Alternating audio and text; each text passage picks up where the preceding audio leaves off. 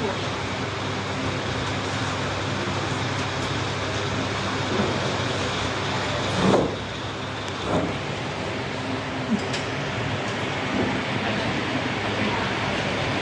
ونصلي ونسلم على رسوله الكريم اما بعد فاعوذ بالله من الشیطان الرجیم بسم اللہ الرحمن الرحیم.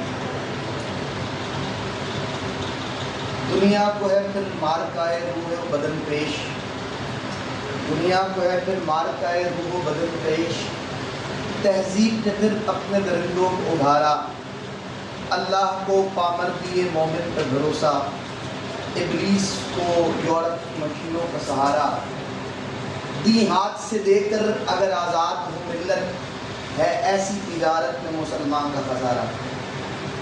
میرے نہایت ہی واجب الاحترام، واجب القدر، میرے ہر دل عزیز دوست اور بیلیہ یونیورسٹی کے اندر آپ لیکچرر بھی ہیں اور آپ سب کے استاد بھی ہیں، سر عبدالرشید صاحب اور تمام طلباء و طالبات، السلام علیکم ورحمۃ اللہ وبرکاتہ. آج مجھے اس موضوع پہ لب کشائی کا موقع دیا گیا ہے. اس کا عنوان ہے rise of Islamophobia in the West and response of Muslims. تو موضوع کو شروع کرنے سے پہلے میں یہ بتا دینا چاہتا ہوں کہ سمپلی اسلاموفوبیا ہے کیا. ویسٹ کے اندر، یورپ کے اندر کسی مسلمان خاتون کا اسکارف کھینچ لینا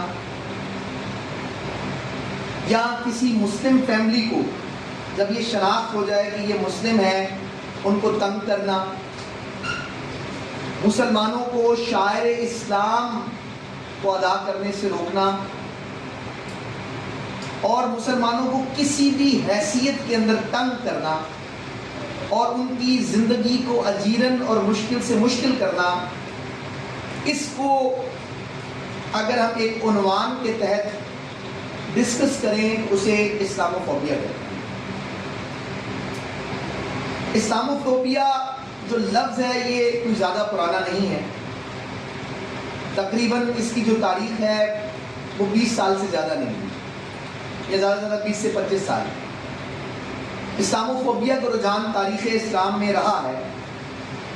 جتنی بھی کروسیڈ وارز رہی ہیں اور تمام جیوز کے ساتھ، کرسچنز کے ساتھ اور بھی بہت سارے جو جنگیں ہوتی رہی مسلمانوں کی مختلف اقوام کے ساتھ، تو جتنی بھی تہذیبیں تھیں انہیں اسلام کی تہذیب سے اور اسلام کے نظریے سے ایک خوف ضرور محسوس ہوتا رہا.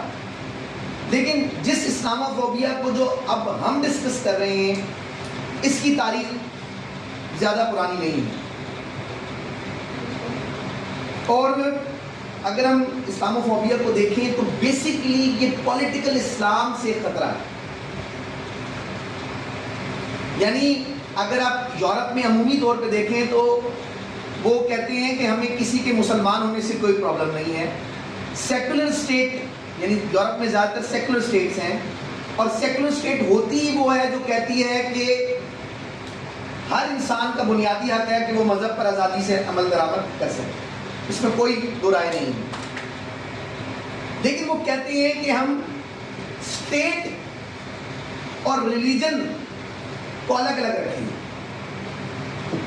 اور بیسیکلی جو اسلاموفوبیا اب ویسٹ کے اندر بڑھ رہا ہے اس کی وجہ یہ ہے کہ وہ اصل میں سیاسی اسلام کو خطرہ محسوس کر رہے ہیں کہ اگر پولیٹیکلی رول کر گیا اسلام یورپ میں تو پھر کیا ہوگا. یہ ایک ایسا خوف ہے جو ان کی حکومتوں کو، ان کی عوام کو ستایا جا رہا ہے، اور اسی وجہ سے حکومتی سطح پر بھی بہت سے ایسے قوانین لائے جا رہے ہیں کہ جس سے مسلمانوں کو پریشانی ہوئی. میں سب سے پہلے آپ کو آکسفورڈ ڈکشنری میں جو اسلاموفوبیا کا مطلب ہے وہ آپ کے سامنے پیش کرنا چاہتا ہوں. Islamophobia is defined by the Oxford Dictionary as intense dislike or fear of Islam, especially as a political force hostility اور پریجوڈس ٹورڈ مسلمس. یعنی آپ نے یہاں پر بھی دیکھا کہ اس جو تعریف ہے اس میں یہی بات کیا جا رہا ہے کہ جو اصل خوف ہے اسلاموفوبیا کا وہ کس چیز کا ہے؟ پولیٹیکل اسلام کے آنے کا.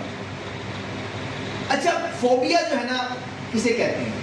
اسلاموفوبیا. دو لفظ ہے نا, اسلاموفوبیا, اسلام تو سمجھ آ گیا, فوبیا کسے کہتے ہیں؟ فوبیا ایک دماغی بیماری ہے, ایک انجانا خوف جس کی کوئی حقیقت نہیں ہے, جس کی کوئی گراؤنڈنگز نہیں ہے, بس ایسے ایک خوف آپ پر مسلط ہو گیا. کئی لوگوں کو کس چیز کا خوف ہوتا ہے؟ کئی لوگوں کو تنگ جگہ پہ جانے کا خوف ہوتا ہے, کئی لوگوں کو اونچائی کا خوف ہوتا ہے, کئی لوگوں کو زیادہ بھیڑ میں رہنے کا خوف ہوتا ہے. اگر وہ تنہائی پسند ہوتے ہیں, بھیڑ میں نکل جاتے ہیں تو ہاتھ پیر پھول جاتے ہیں. تو فوبیا بیسیکلی ایک انجانا خوف ہے. یورپ کے لوگوں کو یہ خوف لاحق ہونے لگا ہے اسلام سے. اور پھر میں آپ سے بات کرنا چاہوں گا پولیٹیکل اسلام سے.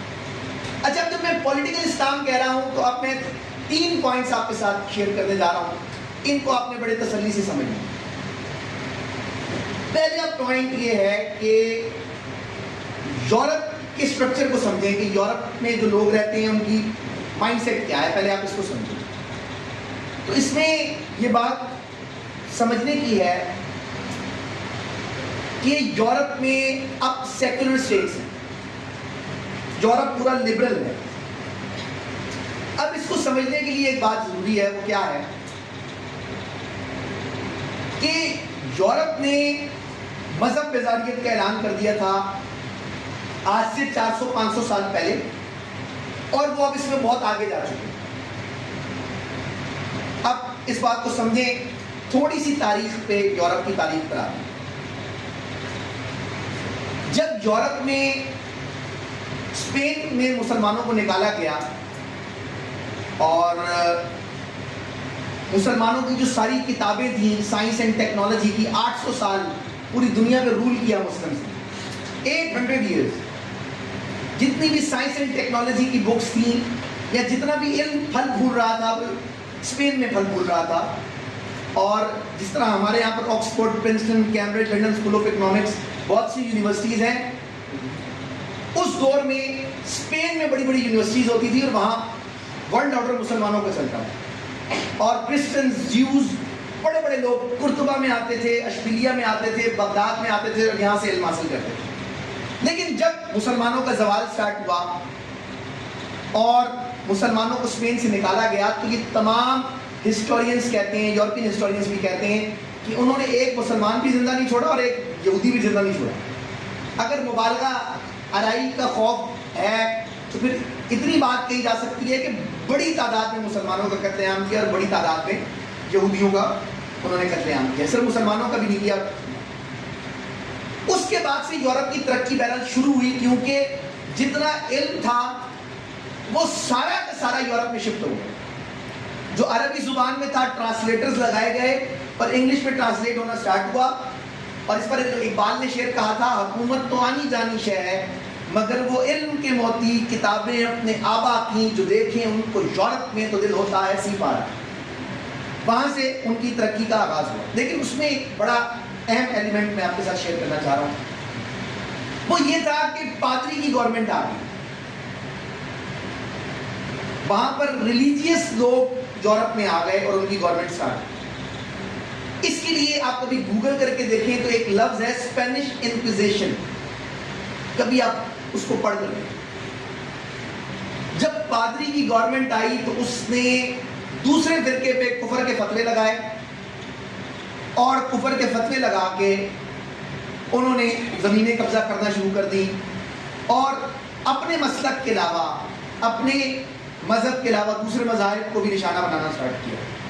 تو یہ چونکہ ریلیجیس ایک شدت پسندی تھی تو بہت سے فلاسفرز اٹھے اور انہوں نے اس کے خلاف ایک جدوجہد سٹارٹ کی. میکاولی تھا, دانتے تھا, بہت سے لوگوں نے کہا کہ بھائی اسٹیٹ سے ریلیجن کو الگ کرو. یہ جو ریلیجن اوپر آیا ہے نا, یہ سائنسدانوں کو پھانسیاں دیتے ہیں, یہ سائنٹسٹ کو آگے نہیں بڑھنے دے رہے. تو ایک تحریک سٹارٹ ہوئی کہ جناب مذہب کو سائڈ پہ کر دیا جائے اور ریاست کو سیکولر ہونا چاہیے. تو وہاں سے آغاز ہوا. اب یہ گیا کس طرف؟ میں اس کی طرف آنا چاہ رہا ہوں. دنیا کی تاریخ میں کبھی ایسا نہیں ہوا کہ ایک پورے نظام فکر نے خدا کا انکار کر دیا. کبھی ایسا نہیں. چند ایک لوگ رہے گریک میں یا ایک آدھ لوگ ہیں جنہوں نے کہا خدا ہے ہی نہیں. لیکن جب یہ لبرلزم آیا، سیکولرزم آیا، وہ آگے بڑھتے بڑھتے یہاں تک پہنچا کہ ایک فلسفی نے کتاب لکھی ڈیتھ آف گاڈ، اور وہ اس طرف آگے نکلے کہ بیسیکلی انہوں نے نعرہ لگایا تھا فریڈم کا، کہ آزادی ہونی چاہیے، مذہبی لوگوں سے آزادی. Dare to think, Immanuel Kant نے کہا تھا ڈیئر ٹو تھنک، کسی بھی قرآن سے، بائبل سے، گیتا سے اٹھ کر سوچو. اچھا بہرحال مختصر میرا موضوع نہیں ہے، میں مختصر ایک بات بتانا چاہتا ہوں. اب یورپ میں سیکولرزم کیا ہے اور یہ کیا معاملات ہیں؟ 4 طرح کے لوگ. ایک وہ ہے جو ایتھیسٹ ہے.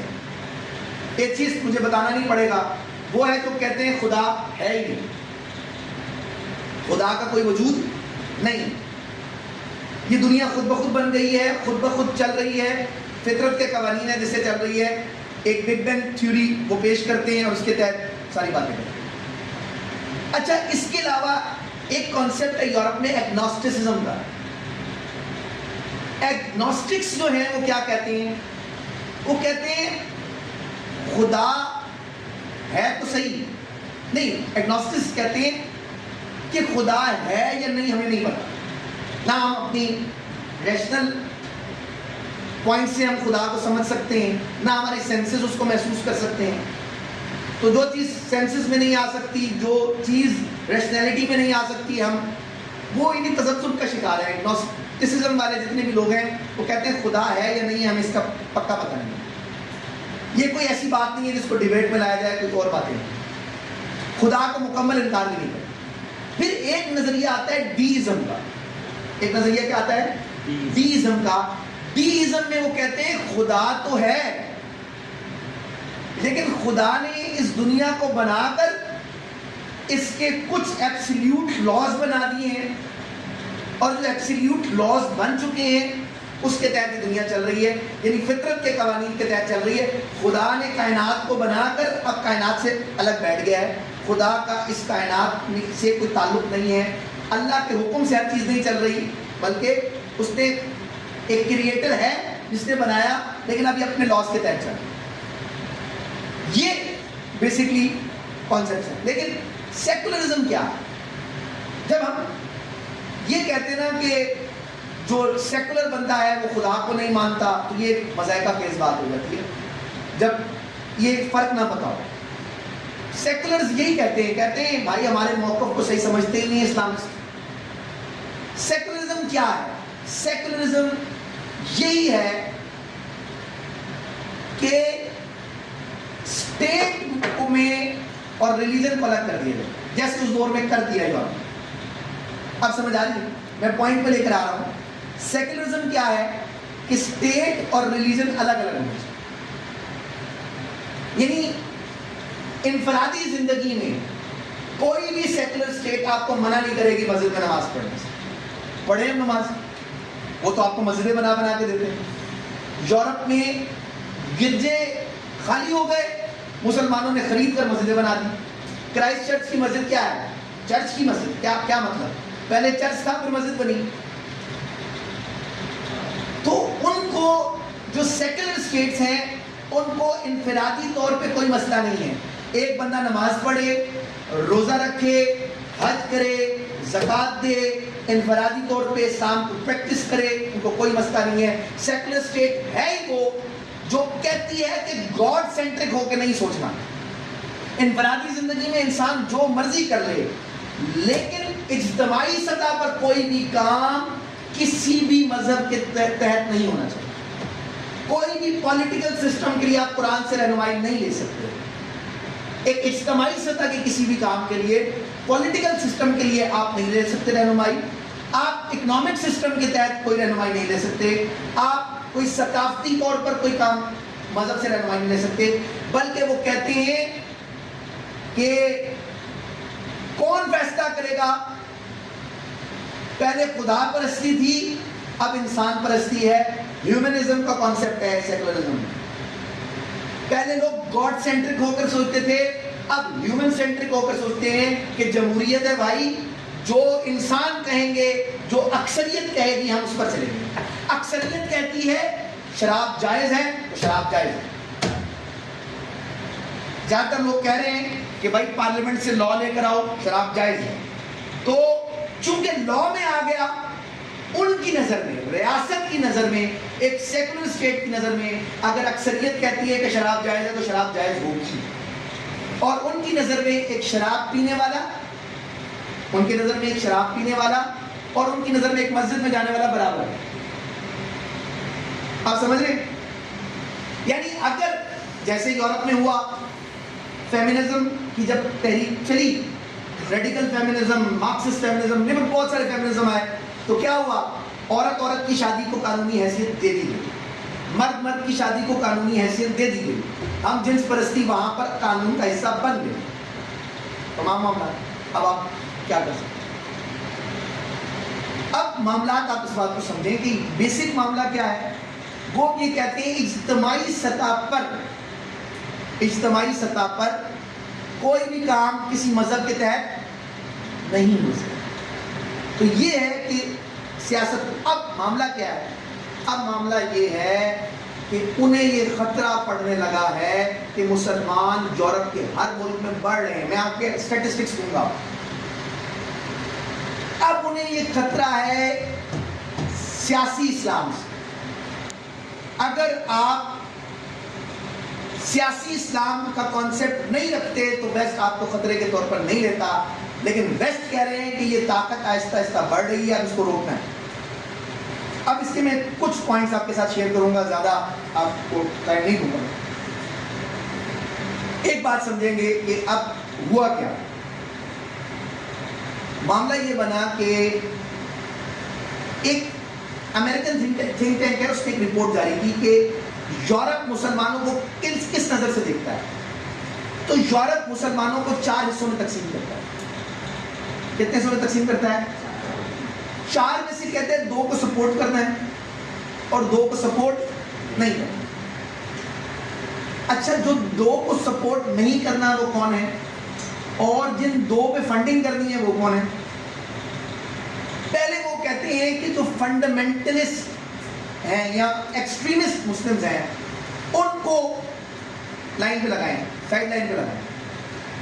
ریاست کی نظر میں، ایک سیکولر اسٹیٹ کی نظر میں اگر اکثریت کہتی ہے کہ شراب جائز ہے تو شراب جائز ہوگی.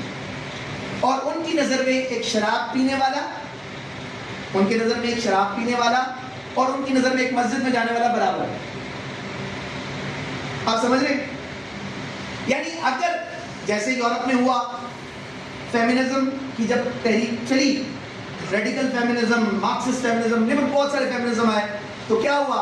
عورت کی شادی کو قانونی حیثیت دے دی گئی، مرد کی شادی کو قانونی حیثیت دے دی گئی. ہم جنس پرستی وہاں پر قانون کا حصہ بن گئے. تمام معاملات. اب آپ کیا کر سکتے؟ اب معاملات آپ اس بات کو سمجھیں کہ بیسک معاملہ کیا ہے. وہ یہ کہتے ہیں اجتماعی سطح پر کوئی بھی کام کسی مذہب کے تحت نہیں ہو سکتا. تو یہ ہے کہ سیاست. اب معاملہ کیا ہے؟ اب معاملہ یہ ہے کہ انہیں یہ خطرہ پڑنے لگا ہے کہ مسلمان یورپ کے ہر ملک میں بڑھ رہے ہیں. میں آپ کے اسٹیٹسٹکس دوں گا. اب انہیں یہ خطرہ ہے سیاسی اسلام سے. اگر آپ سیاسی اسلام کا کانسیپٹ نہیں رکھتے تو ویسٹ آپ کو خطرے کے طور پر نہیں لیتا، لیکن ویسٹ کہہ رہے ہیں کہ یہ طاقت آہستہ آہستہ بڑھ رہی ہے، اب اس کو روکنا ہے. اب اس کے میں کچھ پوائنٹس آپ کے ساتھ شیئر کروں گا، زیادہ آپ کو ٹائم نہیں دوں گا. ایک بات سمجھیں گے کہ اب ہوا کیا. معاملہ یہ بنا کہ ایک امریکن تھنک ٹینک ہے، اس نے ایک رپورٹ جاری کی کہ یورپ مسلمانوں کو کس نظر سے دیکھتا ہے. تو یورپ مسلمانوں کو 4 حصوں میں تقسیم کرتا ہے. کتنے حصوں میں تقسیم کرتا ہے؟ 4 میں سے کہتے ہیں 2 کو سپورٹ کرنا ہے اور 2 کو سپورٹ نہیں کرنا. اچھا جو دو کو سپورٹ نہیں کرنا وہ کون ہے؟ اور جن دو پہ فنڈنگ کرنی ہے وہ کون ہے؟ پہلے وہ کہتے ہیں کہ جو فنڈامنٹلسٹ ہیں یا ایکسٹریمسٹ مسلمز ہیں ان کو لائن پہ لگائیں، سائڈ لائن پہ لگائیں. یہ کون ہے؟ یہ وہی ہیں جو کہتے ہیں کہ اسلام اسٹیٹ ریلیجن ہونا چاہیے، یہ خطرہ ہے، یہ دہشت گرد ہے، یہ سیکولرزم کے خلاف، لبرلزم کے خلاف یہ ایک پورا بیانیہ ہے، اس کو آپ نے وہ کرنا. جو کہتے ہیں کہ اسلام کیا ہے؟ ایک پورا نظام حیات ہے، زندگی کی ہر جہت میں اسلام ہماری رہنمائی کرتا ہے. پانی کیسے پینا ہے، کھانا کیسے کھانا ہے، معاشی نظام کیا ہونا چاہیے، معاشرتی نظام کیا ہونا چاہیے، ہر سوال کا جواب اسلام کے پاس ہے اور اسلام اس کو ڈیفائن کرتا ہے. قرآن و سنت اس کو ڈیفائن کرتا ہے. اسلام انسان کی انفرادی زندگی میں بھی ہونا چاہیے، اجتماعی زندگی میں بھی ہونا چاہیے. اور کریٹر نوز بیسٹ، کریٹر بہتر جانتا ہے کہ ہماری پالیسی کیا ہونا چاہیے یا ہمارا نظام کیا ہونا چاہیے. کہتے ہیں یہ ہمارے دشمن نمبر 1 ہے. دشمن نمبر 2 کون ہے؟ وہ مذہبی لوگ جو کوئی پولیٹیکلی تو آگے نہیں بڑھتے لیکن مساجد میں امام علم دین حاصل کرنے والے ہیں. ان کے پاس ایک بہت بڑی پاور یہ ہے کہ ان مسلمانوں کا نظام یہ ہے کہ جمعے میں سب جمع ہو جاتے ہیں، ایک ہی صف میں کھڑا ہو گیا محمود و ایاز، نہ کوئی بندہ رہا نہ کوئی بندہ نواز. اب بات کیا ہے کہ ایک امیر اور ایک غریب ساتھ کھڑا ہوا اور جمعے کے ٹائم سب جمع ہو رہے ہیں اور سب کے سب خطاب سن رہے ہیں. ان کو فرقہ واریت کو الجھا کر تو میری نظر میں کافر، میں تیری نظر میں کافر، ان کو الجھا کر رکھو تاکہ کبھی بھی اسلام جو ہے وہ ایک پاور کے طور پر ابھر نہ سکے. ان کو ان کے مسائل میں، ان کو ان کی پوائنٹس میں، اسی لیے علامہ اقبال نے کہا تھا نا، ایک ہو مسلم حرم کی پاسبانی کے لیے نیل کے ساحل سے لے کر تابغا کے کاش کو. فرقہ بندی ہے کہیں اور کہیں ذاتیں ہیں، کیا زمانے میں پنپنے کی یہی باتیں ہیں؟ یہ تو سید بھی ہو، مرزا بھی ہو، افغان بھی ہو، تم سبھی کچھ ہو، بتاؤ کہ مسلمان بھی ہو. تو بیسیکلی یہ بات آپ سمجھ لیں. کہتے ہیں تیسرے لوگ، دو طرح کے مسلمان جنہیں ہمیں سپورٹ کرنا ہے، وہ کون سے ہیں؟ وہ مسلمان جو اپنے آپ کو ماڈریٹ بتاتے ہیں اور اتنے ماڈریٹ ہوتے ہیں کہ ویسٹ کو جو اسلام پسند آتا ہے وہ بتاتے ہیں. اب جہاد کی اگر غلط تشریح کی گئی ہے، تعبیر کی گئی ہے، اگر کسی نے کی ہے، بھئی ہمیں اس سے لینا دینا نہیں ہے، لیکن جہاد کے کانسیپٹ کا ہی رد کر دینا یا اس کو بالکل ختم کرنے کی کوشش کرنا، یہ ماڈریٹ تشریح کی جا رہی ہے. وہ جو ویسٹ کو پسند ہے، ایسی تشریح جس میں لڑکا لڑکی آپس میں ہاتھ بھی ملا سکتے ہیں، ہینڈ شیک بھی کر سکتے ہیں، کوئی مسئلہ نہیں ہے بھائی.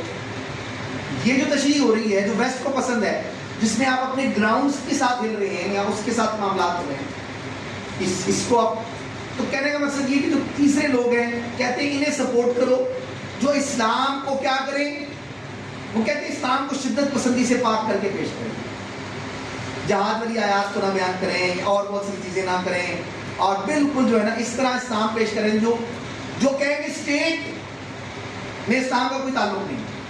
اسلام تو کہتے ہی ہے کہ بس انفرادی طور پہ نماز پڑھو، روزہ رکھو، بس کافی. اور چوتھے لوگ کون ہیں؟ جو قومیت پسند ہیں. اور آپ کو پتہ ہے زیادہ تر جو قومیت پسند لوگ ہوتے ہیں وہ زیادہ تر مذہب سے دور ہوتے ہیں، جو مسلم لوگ ہیں. تو بہرحال یہ میں کانسیپٹ آپ کے پاس رکھا. اب میں صرف 10 منٹ لوں گا آپ کے، پھر آپ کے کوشچنس کی طرف آؤں گا، 10 سے 15 منٹ. بیسیکلی اب ہوا کیا، اس لیے غور سے سنیے گا بات. بیسیکلی جب دوسری جنگ عظیم ہوئی، اب میں اسلام فوبیا پر آ رہا ہوں، اس کے تمام پوائنٹس پر. جب دوسری جنگ عظیم ہوئی، آپ کو پتہ ہے سیکنڈ ورلڈ وار میں اتنے لوگ مارے گئے.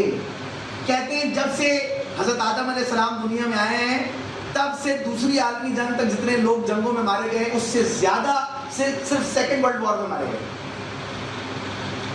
اچھا، جب سیکنڈ ورلڈ وار میں لوگوں کا قتل عام ہوا اور امریکہ جو عالمی امن کا چیمپئن ہے، ہیروشیما ناگاساکی پہ بمبنگز کر لی اور اپنے آپ کو اس نے سپر پاور کے طور پہ منوا لیا. اب امریکہ کے طور پہ سب سے بڑا خطرہ کون سا تھا؟ رشیا. سوشلزم، کمیونزم، یہ خطرہ تھا.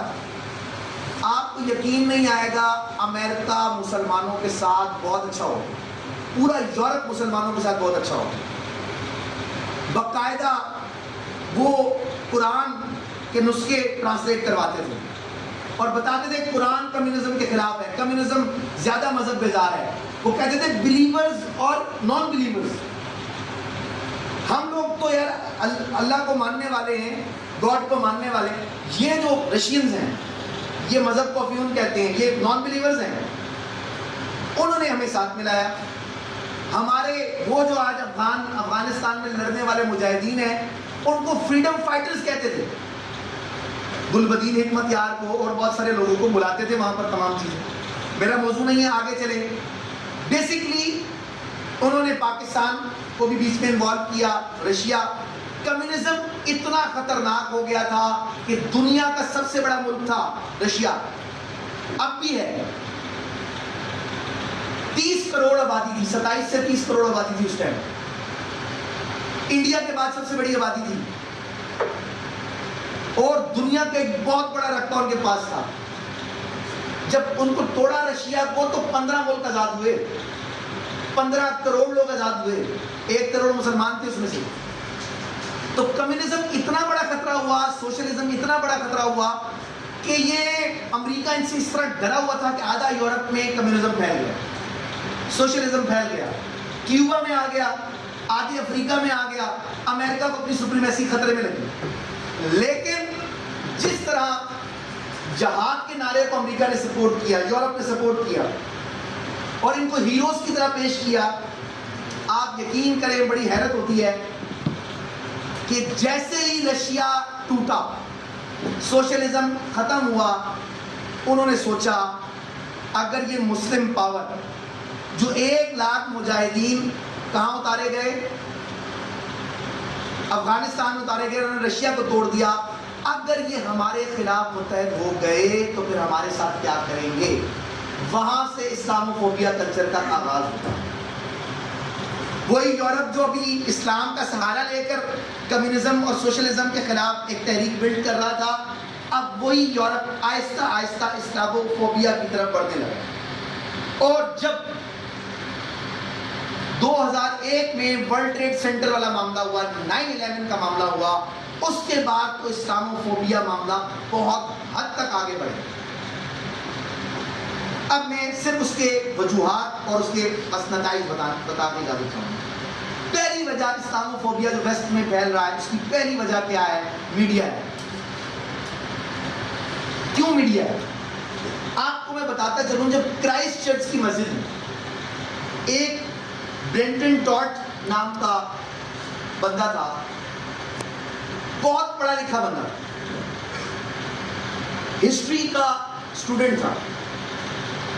وہ ایک مسجد میں جاتا ہے، 2 مسجدوں میں جاتا ہے اور 2 مسجدوں میں تقریباً 51 لوگوں کو مار دیتا ہے، قتل کر دیتا ہے 51% کو. نیوزی لینڈ کے اندر تھا وہ، آسٹریلین تھا، رہائش تھا. اب بات یہ ہے کہ اس نے 51 کو قتل کیا اور 41 کو وہ تقریباً قتل کرنا چاہ رہا مزید، لیکن نہیں ہوا.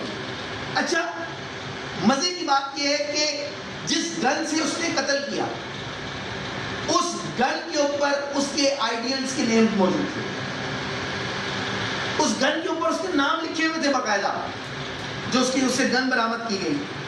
اس میں ایک گن میں جو نام موجود تھا وہ الیگزینڈر کا نام تھا.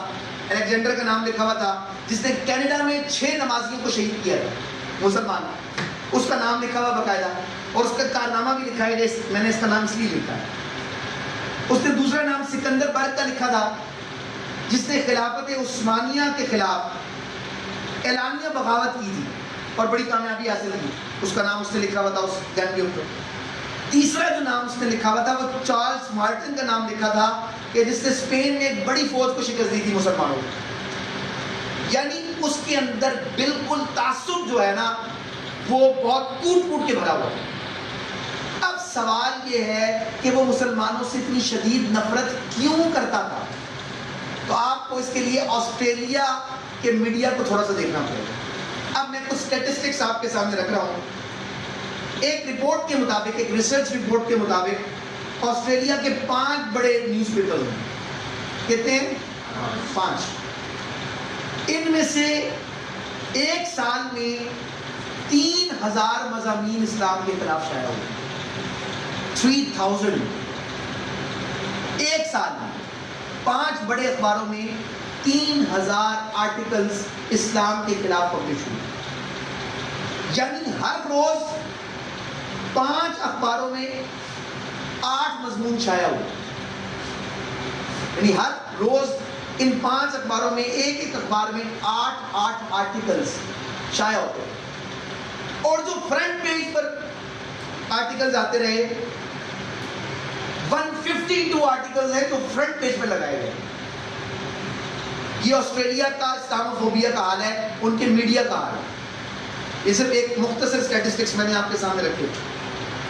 اور کہتے ہیں کہ اس میں زیادہ تر یہ بات کی گئی کہ ٹیررسٹ ہیں، فنڈامنٹلسٹ ہیں، انتہا پسند ہیں، متشدد ہیں، ان سے ہماری تہذیب کو خطرہ ہے، ان سے ہمارے ملک کو خطرہ ہے، ان کو ڈیپورٹ کرو، مختلف بہت ساری باتیں کرتے تھے. اچھا، اب میں آپ کو ایک اور دلچسپ بات بتاؤں. ریسنٹ یونیورسٹی میں ایک اسٹڈی ہوئی کہ آسٹریلیا کے 70% لوگوں کو پتہ ہی نہیں ہے کہ اسلام کیا ہے، اسلام کی مین ٹیچنگز کیا ہے.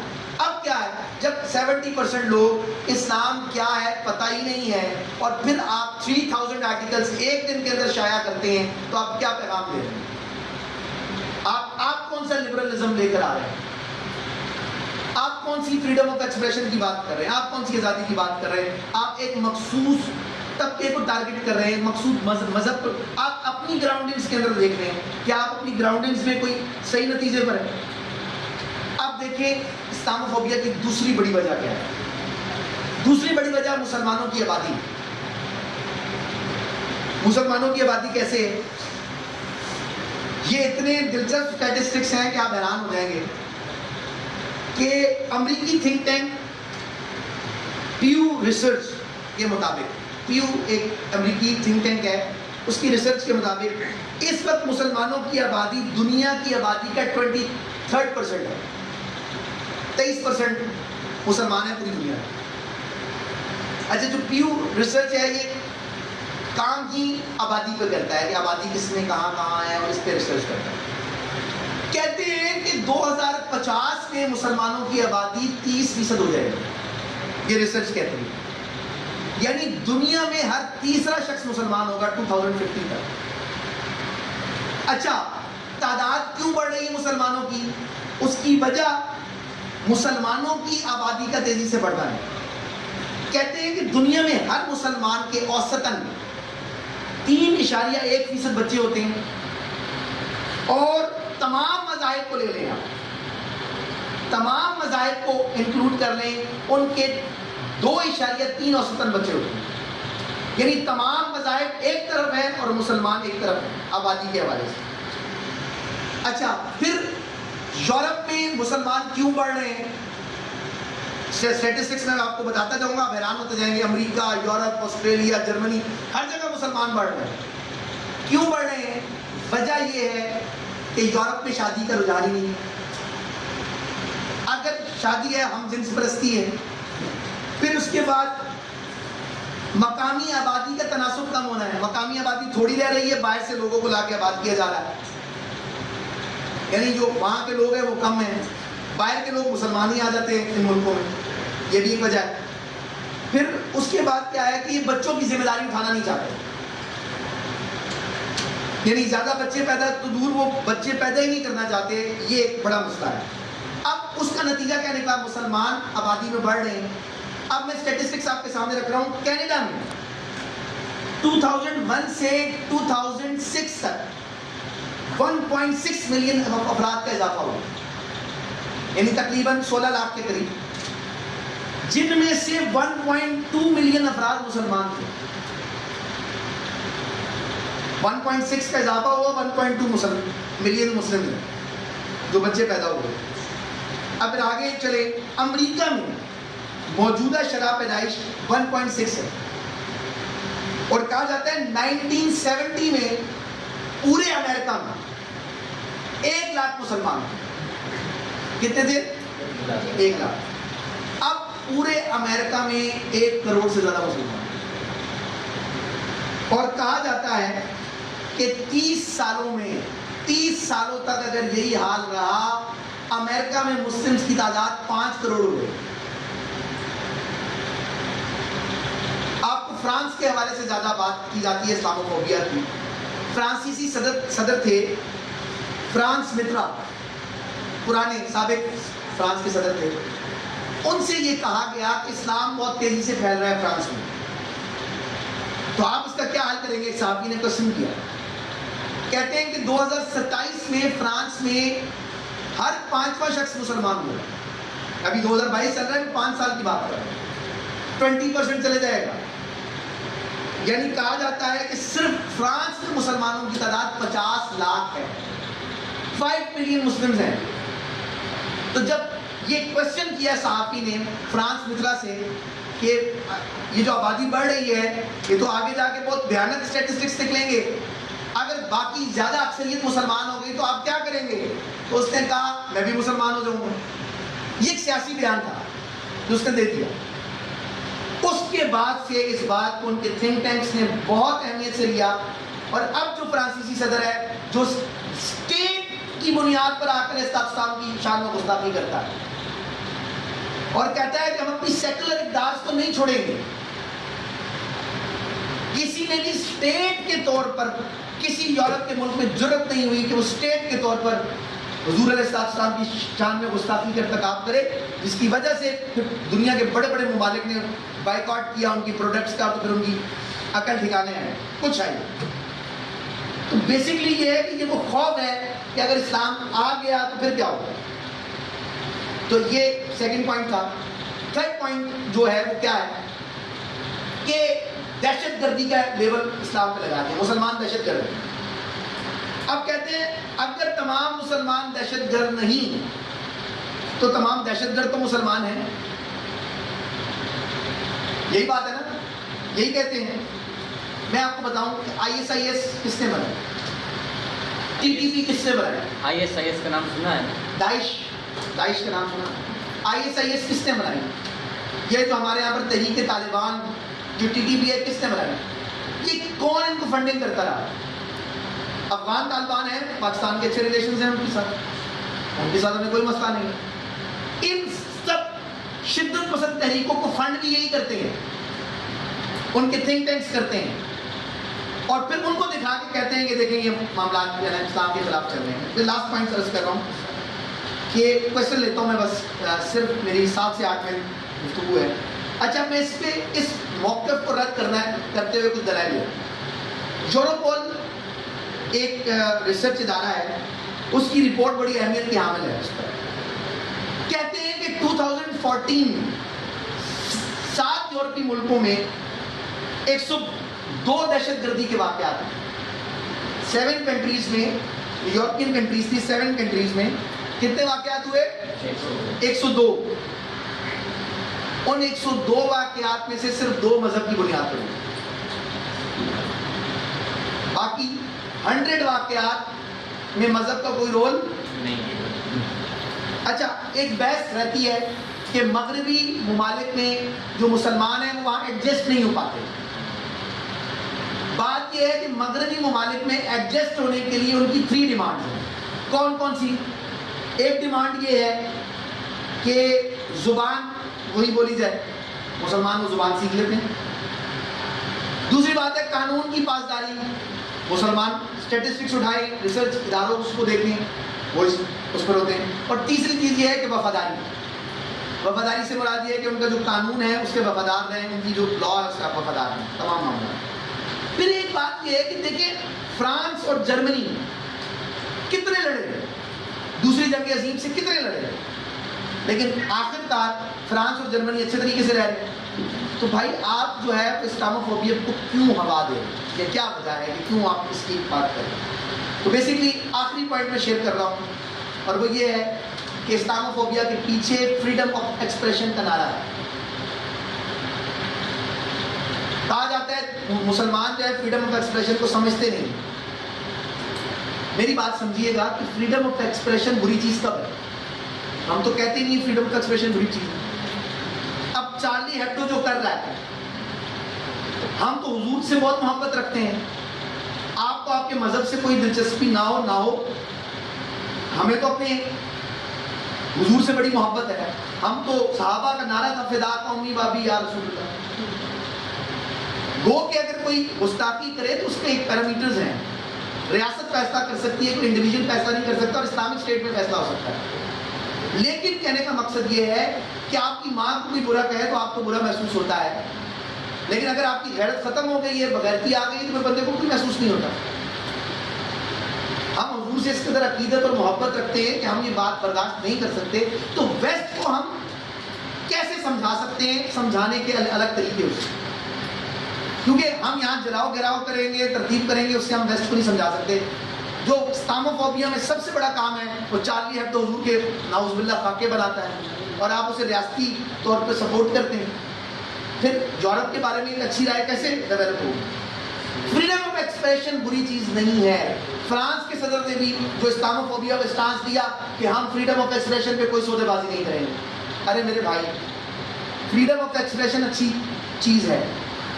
آپ کی مرضی ہے آپ اسلام سے اختلاف کریں، آپ کی مرضی ہے آپ اسلام کے لاز سے اختلاف کریں، آپ کی مرضی ہے آپ ہمارے عقیدے سے اختلاف کریں. لیکن کیا freedom of expression give right to insult? کیا آپ کو کسی کی پگڑی اچھالنے کی اجازت دیتا ہے، کسی کی بے عزتی کرنے کی اجازت دیتا ہے، کسی کی گستاخی کرنے کی اجازت دیتا ہے؟ ہم یہ نہیں کہتے کہ حضور علیہ السلام کی ذات، کوئی بھی مذہبی شخصیت ہو، کسی کے بھی مذہبی شاعر ہو، جو ایک ریڈ لائن ہو کسی کی، وہ کسی کو بھی کراس نہیں کرنا چاہیے. تو بہرحال فریڈم آف ایکسپریشن کے غلط استعمال ہو رہا ہے. حل کیا ہے؟ حل 4 سے 5 یہاں پہ میں آپ کے سوال دوں گا، سوال جواب میں بات زیادہ کلیئر ہو جاتی ہے. ڈیبیٹ کرنے کی ضرورت ہے عالمی لیول، اور ہمارے یہاں پر ہوئی. دس از سینچری آف ڈائلاگ.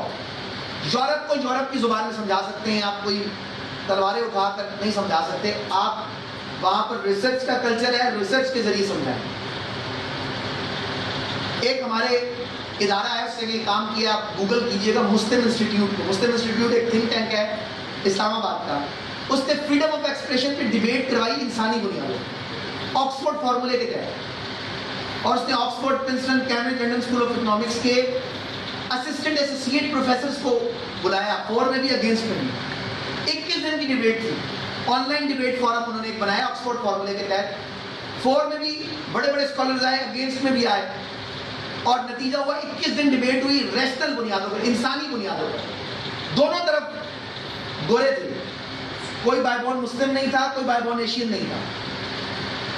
21 ڈیبیٹ کے بعد کوئی بھی شامل ہو سکتا تھا. 81% لوگوں نے پورے یورپ سے کہا آزادی اظہار رائے، کسی کی توہین کی اجازت نہیں دیتے. لنڈن اسکول آف اکنامکس میں انہوں نے ایک پروگرام کیا، یہ پاکستان کا ادارہ ہے، اور وہاں پر انہوں نے تمام اس پہ گفتگو کی. اور پھر انہوں نے اسلام آباد کے وزیر قانون کے ساتھ، جو بلال احمد سب سے بڑے وزیر قانون ہیں، ان کے ساتھ انہوں نے یہاں پر پروگرام کیا. تو کہنے کا مقصد یہ ہے کہ یوں بھی کام ہو سکتا ہے. انسانی بنیادوں پہ آپ سمجھا سکتے ہیں، ریشنل آرگومنٹس کی بنیاد پہ سمجھا سکتے ہیں کہ بھائی فریڈم آف ایکسپریشن اچھی چیز ہے، لیکن یہ آپ کو انسلٹ کا رائٹ نہیں دیتے. عمران خان نے بھی UN میں یہی تقریر کی. اور اسلاموفوبیا کے خلاف جو بات ہمارے چند ریسرچ اداروں نے، جس میں یہ مسلم انسٹیٹیوٹ بھی شامل ہے، پھر حکومت نے، جو ہماری سابقہ حکومت تھی، جو کاوشیں کی، تو اسلاموفوبیا کا دن منظور ہو گیا 15 مارچ کو. 15 مارچ کو اسلاموفوبیا کا دن ہوا، منایا جائے گا. اور اب اس پہ ہمیں اس بات کو اور کرنے کی ضرورت ہے. پھر دوسری بات ہے ریسرچ آرٹیکلس لکھے جانا چاہیے. MPhil PhD لیول کے جو لوگ ہیں انہیں ریسرچ آرٹیکلس لکھنے چاہیے. UNO میں تمام مسلم ممالک کو ایک ہونا پڑے گا، قرارداد منظور کروانی پڑے گی. 58-60 مسلم ممالک ہیں. OIC اس حوالے سے بڑا ہے.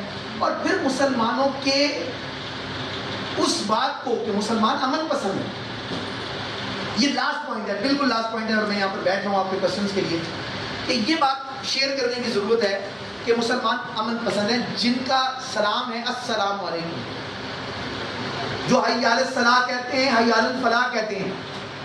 تو اسلام جو ہے وہ ایک امن پسند مذہب ہے. آقا علیہ السلام نے 87 وارز کی، جن میں سے 27 غزوات تھے جس میں حضور خود شامل ہے. آپ کو پتہ ہے 87 وارز کے اندر کتنے لوگ مرے؟ 1000 some thing. 1000 something in 87 wars. اسلام کا مطلب اگر گلے کاٹنا ہوتا، قرآن کیا کہتا ہے؟ کہتا ہے کہ اہل کتاب سے ان باتوں پہ جو کامن گراؤنڈ سے اکٹھے ہو لو. اسلام تو ڈائلاگ کی بات کرتا ہے. آقا علیہ السلام نے کیا کیا؟ صلح حدیبیہ میں مشرکین سے 10 سال کا ایگریمنٹ کر دیا، پیس ایگریمنٹ.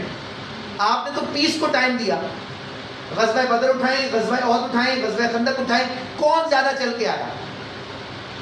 مسلمان نہیں چل کے آئے، مشرک چل کے آئے. بدر میں فاصلہ مشرک نے طے کیا، تو ایگریسو کون تھے؟ فتح مکہ میں حضور نے کیا سب کو معاف نہیں کر دیا؟